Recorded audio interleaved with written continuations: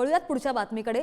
आणि गँगस्टर अबू सालेमवर सुरक्षा व्यवस्थेचा लाखो रुपयांचा खर्च वाया गेलेला आहे। 2 दिवसांचा प्रवास केला आणि हा प्रवास करत न्यायालयीन हजेरीविना अबू सालेमला मनमाडला परत आणण्यात आलंय।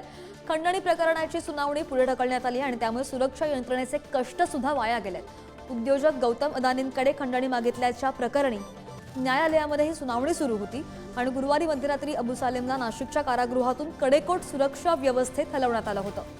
कारागृहात अत्याधुनिक व्हिडिओ कॉन्फरन्सची सुविधा असताना सुद्धा गँगस्टर अबू सालेमची प्रत्यक्षात हजेरीसाठी कसरत करावी लागली होती। हत्या होईल अशी अबू सालेमची भीती असल्यानं त्याला महिनाभरापूर्वीच तळोजा कारागृहातून नाशिकला हलवण्यात आलं होतं। आणि या संदर्भात अधिकची माहिती घेऊयात आमचे प्रतिनिधी रईस शेख आपल्यासोबत आहेत। रईस, आता पुढची सुनावणी कधी होणार आहे?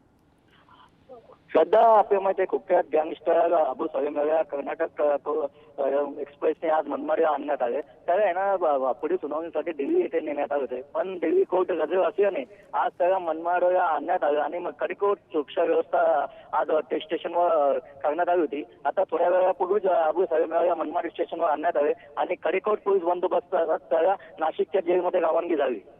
श्रद्धा, रईस, नक्कीच अपडेट घेत राहू। धन्यवाद दिलेल्या माहितीसाठी। बातमी आपण पाहत होतो नाशिकमधून।